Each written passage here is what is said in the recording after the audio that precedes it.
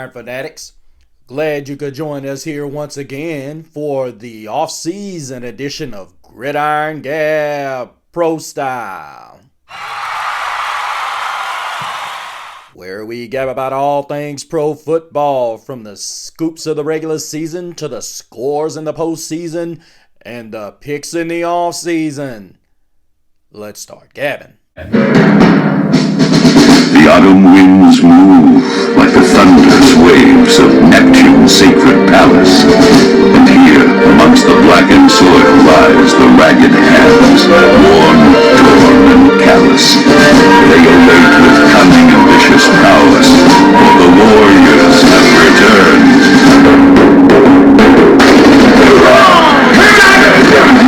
Come on, Dave! Don't do it! No way! You ready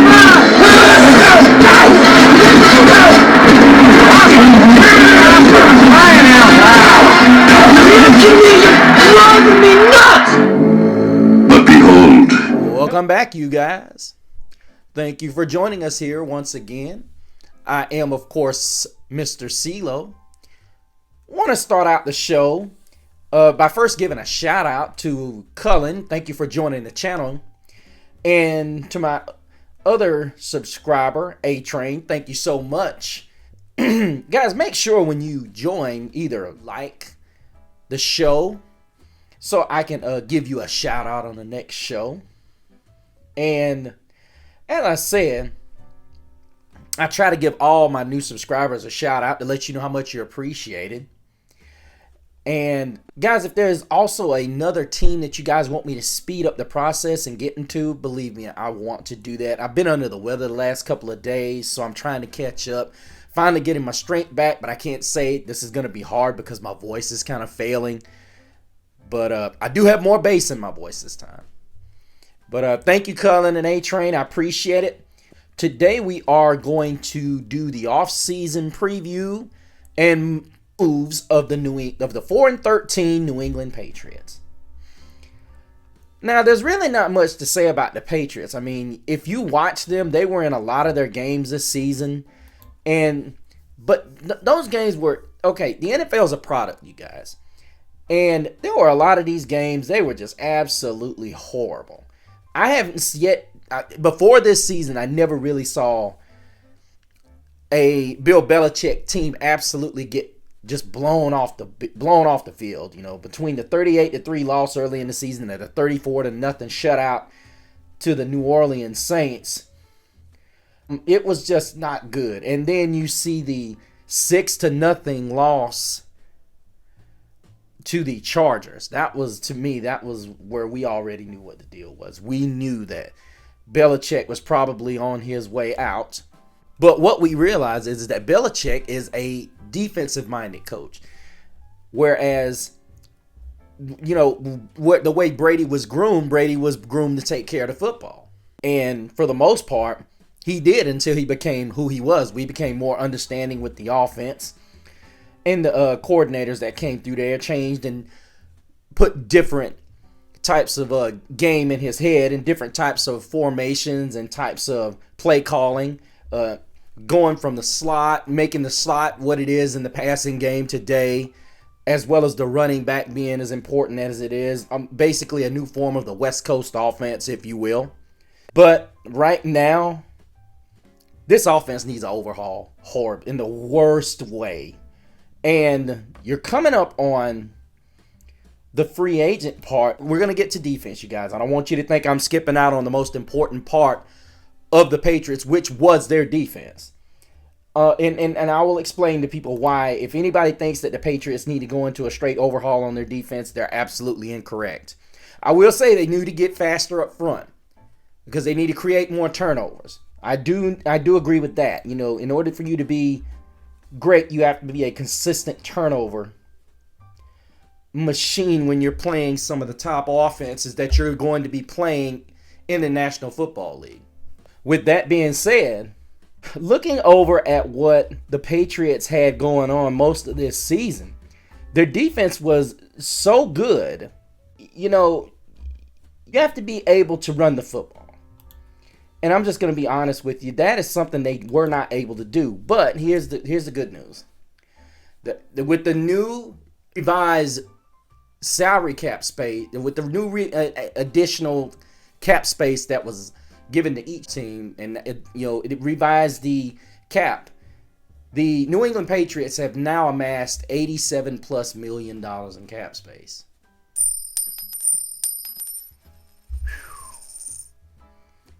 That is going to be a lot for head coach Coach Mayo and his staff to work with. I am not sure what these guys plan to do, but I would like to give a few suggestions. The first thing, to me, the priorities are going to be not just in free agency, but the draft. Personally, I think Mac Jones is not your guy. I don't think Bailey Zapp is your guy.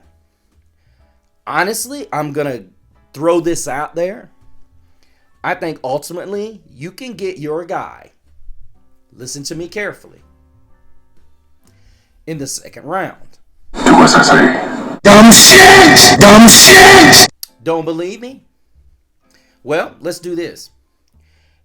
You can get your guy. Now, I will say this. Do I think Michael Penix Jr. will be in the second round? Probably not. Do I think Bo Nix will? Absolutely. Now, I will tell you guys, I'm not sold on Bo Nix as a top tier quarterback. However, if you have a good defense behind this kid and you can get him some quick guys surrounding him, and you can run the type of offense that requires him to make decisions of handing the ball off and him running with it and doing some things like they did over at Oregon, highly successful. And I know a lot of people are going to say, oh, you want to live and die by that? Well, the reason why I say this, and a lot of people are going to object because they're going to say, okay, you need to go after Drake May. While I'm not sold on Drake May. And that's what I said in my Commanders piece. I'm not sold on Drake May. I think ultimately, if you end up in a situation where you have one of the big three left, and you have somebody that wants to climb up, listen carefully, guys. If you have somebody that wants to climb up and snag, now it's already predicted that 3 of these guys are definite first round picks. Arguably, Michael Penix could go. And honestly, I don't even know why J.J. McCarthy's in here. I don't trust him. And don't trust him at all. At all. And anybody that does, hey, have at it. Have at it. That's just not my guy. He's not my guy, and bruh. Sorry, he's just not. What the? So many people are saying that New England Patriots need to go after a quarterback. Well, why I agree, but then again, here's the scary thing about this. Here's the real scary thing about this is that they could possibly get a guy, by moving up the board. Moving down the board and really getting huge bank on whatever they go for, because the reality of it is they could, let's say Atlanta makes a move. You could get their first pick next year, and as much as we like what Atlanta did as far as the hire, I'm not sold on the fact that they're going to be able to do much with that team if they draft the quarterback. Now, if they go into free agency and make a move, yeah, that's a different story. You may not want to make that move. But, however, if you get a team that's willing to move up, give you their pick and give you a first and a second, that gives you 3 picks in the top 40. More than likely. And see, if you're the New England Patriots, you could possibly take anywhere. And see, Jordan Travis is still here. Now, the only risk with Jordan Travis is whether that injury is going to continue. I'm not sold on Spencer Rattler, because Rattler, he's shown he has no mobility until it's almost like his brain doesn't work when he sees the blitz coming. Michael Pratt's a good and interesting kind of guy. I'd have to see more film on him. But as I said, J.J. McCarthy, overrated. Overrated. Sorry. Sorry. Sorry. But what could happen is, and I'm seeing a lot of this, in my opinion, if Washington doesn't take Caleb Williams and Chicago doesn't take Caleb Williams, it very well could end up being New England. It could very well end up being New England taking Caleb Williams. Now, I will say this. If you could probably get a massive haul if it's Caleb Williams that's sitting there at number 3. However, this guy here says if Caleb Williams is sitting there, I say you got to go get him. And then what you have to do is, if you're the New England Patriots, and because you don't have a whole lot, you pretty much have all your basic picks. You got your first, second, third, fourth, and fifth and sixth, and then you got the Bears 7th round pick. So this is why I say you very well could trade down and get picks, but I think we're not going to be looking at a regime that is going to want to be trading picks unless it's something really outstanding. But they've got the 3rd, 34th, and 68th pick. And in my opinion, if I had it that way, and I really believed in Mac Jones, I would go and get Marvin Harrison. Or I could very well, I don't know if there are going to be a lot of people that are going to want to give you 2 picks, but what you could do, if somebody wanted that pick bad enough, they could give you a 1st and a 2nd or a 1st and a 3rd, and then you could turn back around, take that very 1st and that 3rd pick. Excuse me, take those 2 seconds and get back in the 1st round and get you another 1st, and possibly get that other wide receiver, or even get Brock Bowers. You could get, let's say, Neighbors or possibly Adunze to pair with Brock Bowers.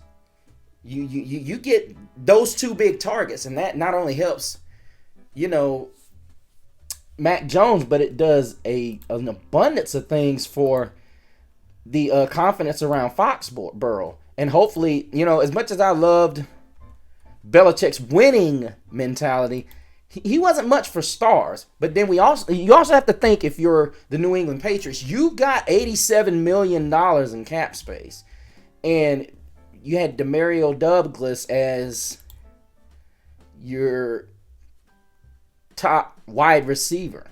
Now, if you want to count just receptions, Ezekiel Elliott he had 51. That's never good when your running back is just the only guy catching the football. You got Kendrick Bourne, who had a great season, until he got hurt. You have to get some skilled players, period. Parker, once again, he just had a rough career when he's actually played. Juju Smith-Schuster didn't turn in anything. Mike Gesicki was up and down.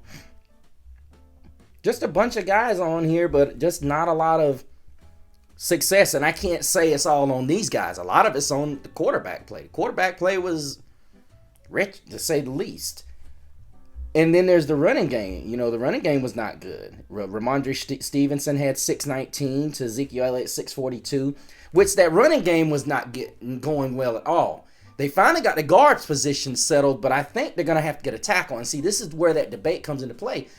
Do the Patriots take a quarterback, or do they go for that massive guy that's got himself separated from all his other classmates? It's a deep tackle draft class, but unfortunately for anybody else, the standard between Joe Alt and the rest of the class is, I don't want to say massive, but it's enough that the next pick is going to be out of the top 10 more than likely. But that's a huge question the Patriots say. Do you draft for your future tackle if he's there, or quarterback? That would be a debate I would look at. But I would also say to myself, if I'm the Patriots and I don't want to trade, I would take Joe Alt here, and then hopefully I can draft Michael Penix Jr. or Bo Nix. I'm staying away from J.J. McCarthy in the second round, period. Unless I'm in the late second round and I just got a chance to take on a quarterback. J.J. McCarthy's not ready. He's got to be in the right offense to work. I'm sorry. Anybody can write that up. If you watched them in Michigan, the running game is what kept Michigan what they did. Great job scheming the running game. You're going to need somebody that... J.J. McCarthy's going to play for somebody that schemes well in the running game and can create enough separation in the passing game that he is able to obviously look here and decide this is where the football needs to go. So, looking here, to me, the Patriots need to think either trade down or take the tackle, the franchise tackle. That's what they need to do, franchise tackle. Solidify that O-line so you can run the football. And then as far as free agency goes, this is where, if I'm Gerard Mayo, I have to look at it from the standpoint of, interesting. I've got to look at the running backs that are in this class. Yes, you have Ramondre Stevenson, but you got $87 million in cap space. And really, everybody's going to say you need to get top guys on that defense. That defense was not bad. And I feel why Robert Kraft, Gerard Mayo, because he knows this defense is what kept them around last season. He's got to get the offense better. And the way you do that is you bring in top-notch running backs. Now, I will say a guy who would fit this system extremely well, if they don't franchise tag him yet again, Saquon Barkley. Hell, he's been playing for a team that has wretched quarterback play in the first place. The difference is here is he'll get the ball more times out of the backfield, which is something the team he's on right now, they don't give him enough ball out of the backfield. The thing about that is he creates more mismatches. And let's say the Patriots do draft their tackle. Let's say they do trade a second and a first next season and get back into the first round. Let's say they do. It's not the Patriot way, but it would not shock me as if they try to get back in the first round. Or let's say Brock Bowers falls. Let's say he falls. Or even, let's say Ladd McConkey falls. Let's say he falls. This guy works. He's going to work for you. He's going to work for you. He's that slot guy that they've been missing in New England. I mean, he's quick. He runs precise routes. Just the guy that he needs. You suck. But I still say, outside of drafting him, I say if Michael Penix Jr. is there, which more than likely he won't be, Bo Nix is there, yes. Only reason why I say J.J. McCarthy in the third round, which he probably will be available unless somehow he just burns it up at the combine. With the free agency, like we said, we saw Slater retired. Adrian Phillips is 30. He'll be 32 when the season starts. Gesicki was okay. Kendrick Bourne is a guy that they're going to have to sign. They'll probably have to pay at least $8-9 million for him. Hunter Henry will be 30. Trenton Brown, who played pretty well, but he's on the right side. You got to get that left side solidified. So that's why I say you have got to go out. And Jalen Mills have played pretty well this year. So they probably would need to get him back, even though Christian Gonzalez will be back. But what really needs to happen is they need to look into free agency, and they need to seriously look into the wide receiver pool. And now this would take McConkey out of the deal if the Patriots were to go out and take Tyler Boyd from the Cincinnati Bengals. Now, the Bengals have already reportedly franchise tag T. Higgins, so that takes that dream off the board. But you do have Curtis Samuel, who's also out there. But Tyler Boyd, to me, is the upgrade here. Odell Beckham Jr., done. Gabriel Davis. This guy has got huge upside, but then you also have to think about who his quarterback was, and that's Josh Allen. I'm not saying Gabriel Davis is not great, but then he's also, getting the ball thrown to him by a guy by the name of Josh Allen. And then on top of that, the guy that was on the other side of him is the electrifying Stephon Diggs. Who's the Stephon Diggs in New England? Damn, I'm good. Bruh. Darnell Mooney. This is a guy who I see as a guy who has not reached his potential yet. He hasn't reached it yet. He had a great season back in 21 with 81 grabs and almost 1,100 yards, but he just ain't did it since. Then there's Calvin Ridley, a guy who returned to play after missing a full season. You know, his numbers don't jump out at you. But I will say this. Do I think that one more year under his belt in Jacksonville, he would do better? Probably. You know, trying to learn another system is going to be difficult, especially the Patriots system. So if I were the Patriots, I would stay away from Calvin Ridley. But I'll tell you a guy who would that everybody's drooling over, and you know who it is. But the question is, even though they got some of the most money in the league, Mike Evans. Anybody that can help a quarterback that's struggling to figure out is Mike Evans. Just put it up to the big fella. And then, let's say you were to land a Tyler Boyd. Let's say you were to decide that Ladd McConkey was going to be your guy. You know? It could be. You take this guy, or even a Donnie Mitchell. You could take a Donnie Mitchell instead of Ladd McConkey if you end up getting Tyler Boyd. Put a Donnie Mitchell on the other side with Mike Evans on the other side. Guess what? Now you have an explosive offense because you got two big bodies. Is that your best? You got a George Pickens type player now. Oh yeah, a Donnie Mitchell is a lot like George Pickens. It'll be easy pickings. Get it? You know, Pickens. Well, they've got $87 million to play with. And honestly, looking at what the Patriots need to be able to do, they got to get at least two weapons before they get to the draft. When free agent hits, they've got to land at least two of these wide receivers. And like I said, the two big ones they need to look at is Mike Evans and Gabriel Davis. But if you're going to get Gabriel Davis, you're going to have somebody on the other side of him. Now for that, you have to look. If you're going to get Gabriel Davis, you either have to get Marquise Brown or Hollywood Brown, if you will, or Darnell Mooney. Because these guys have speed to burn.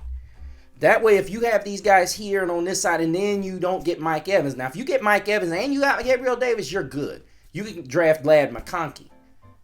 But if it were me, I would take my shot at Mike Evans and a Donnie Mitchell in the draft on the second round. That's what I would do.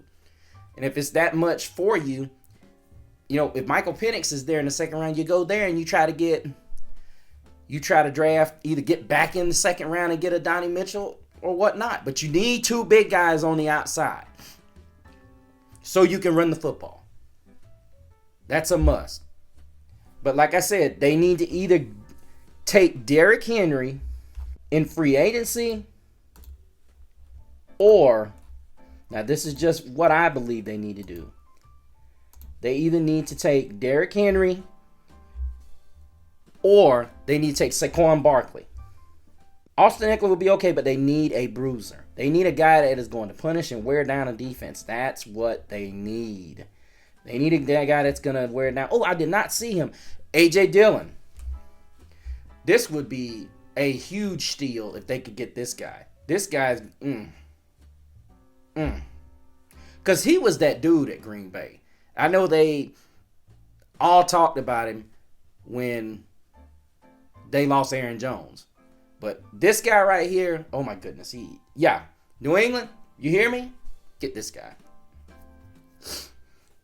I know you got Ramondre Stevenson. This guy will put you over the top as far as keeping people in the box so you can take those deep shots. But let's swap over to the defensive side. I know a lot of you guys thought, why is he spending so much time on the offensive side of the ball? Well, because the offensive side needs the most work. I'm talking about, I was reading this article that said complete overhaul. And he was not lying. They've got Notable free agents: Josh Uche, Anthony Jennings. That they gotta sign Jennings back. Mac Wilson. He was relatively quiet, but he was such a. Yeah, you're gonna have to get Jennings and Uche because these are young players, and the numbers for New England's defense does not jump out at you, but the way they play defense, they all contribute so well. Kyle Duggar is just, you definitely have to get these guys, all of these guys, Alex Austin, Mac Wilson, these guys you have to get all of these guys back. These are guys that are very important to your defense as a whole, which was very good on the tail end of the last 8 games. But as I said,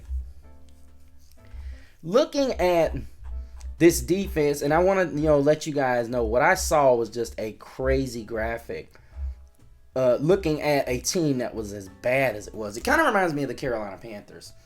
Over the final 8 games, the Patriots gave up a grand total of 17.3 points, which was tied for second. Gave up 265 yards, which was first. Yards per play, 4.4. That was first. Yards per game, 181. That was sixth. Passing touchdowns, only gave up 7. That was first. Now, this is over the last 8 games, you guys. Passer rating, 80.7. That was sixth. Rush yards per game, 84.6. That was first. First downs, 125. That was first. Third down percentage, tied for 4th.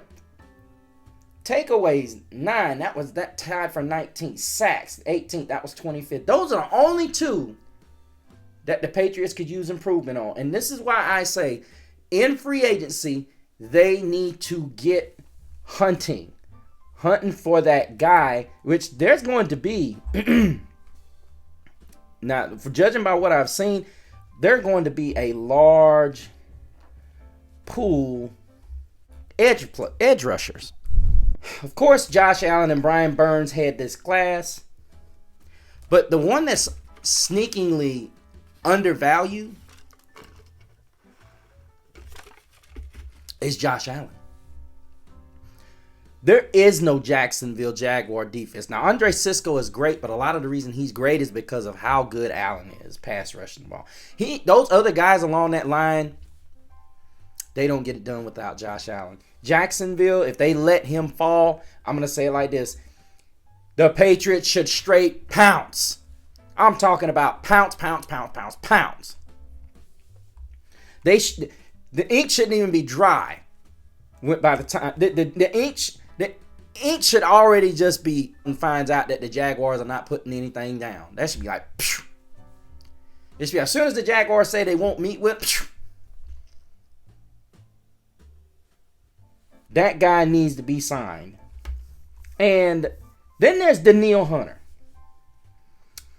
This is a guy who silently was very, very good last year. I thought he was very good considering a guy who was coming out of major negotiations last year, and he did it great. He did a great job last year. Yeah, I think ultimately that's what needs to happen. I think Danielle Hunter needs to go. Josh Allen needs to get signed, and possibly you could. And this is just me. I think you could ultimately pull the Danielle Hunter deal and the Josh Allen deal if you're the Patriots. Why not? You got enough to get both of them. That's what I would say. Because ultimately, I'm not going to spend a lot of time talking about the Patriots defense because their defense was not the problem last year. Yeah, sure, they had a couple of games where they were, early on, they were getting it figured out and they got it worked out, and they did. They're going to have Christian Gonzalez coming back. They had some guys that got hurt. And I think this organization is going to be in good hands going forward. They just have to ultimately make the decision, which everybody in the country is saying quarterback. I don't know about that. I think you either go tackle or you go receiver. And you can get your quarterback down the line because you don't need a quarterback to run up the score. You've got a defense that can sustain. Everybody's going to say, well, it's a passing league. Well, here's the thing. Your offensive line is not great. Doesn't do you a bit of good to get the quarterback of the future and you ain't got the line of the future. Doesn't always work like Cincinnati. You ain't got Jamar Chase, T. Higgins, and Tyler Boyd there either. Just saying. But ultimately, I see what they're going to do. They're probably going to draft either Drake May. And if Caleb Williams falls to them, they'll take him. But it's going to be between those three. My projection, and I'll have my mock draft come out. My projection is probably going to be everything stays as is.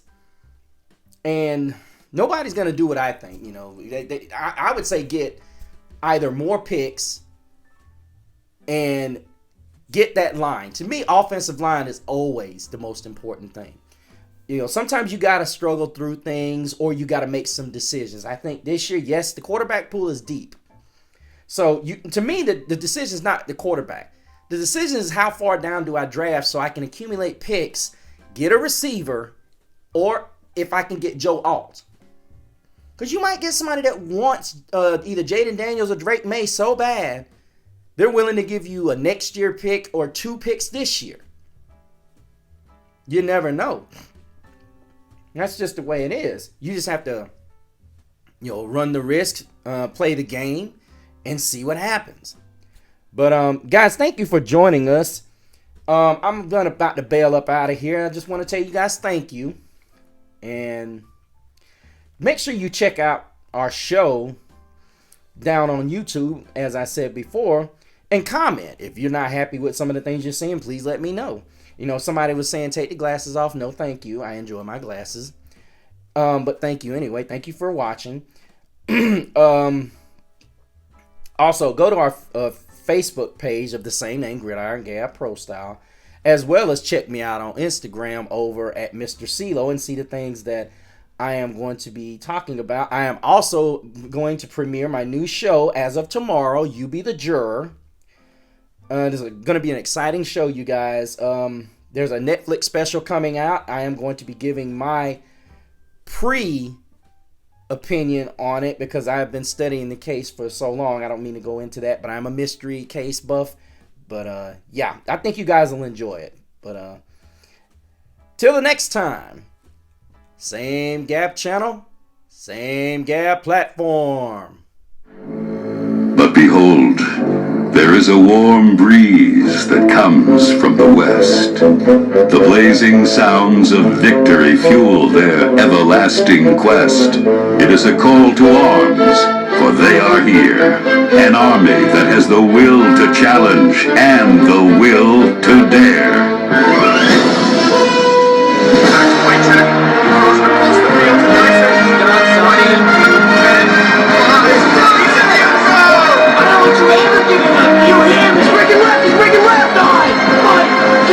Whatever it takes to get him out of it, so...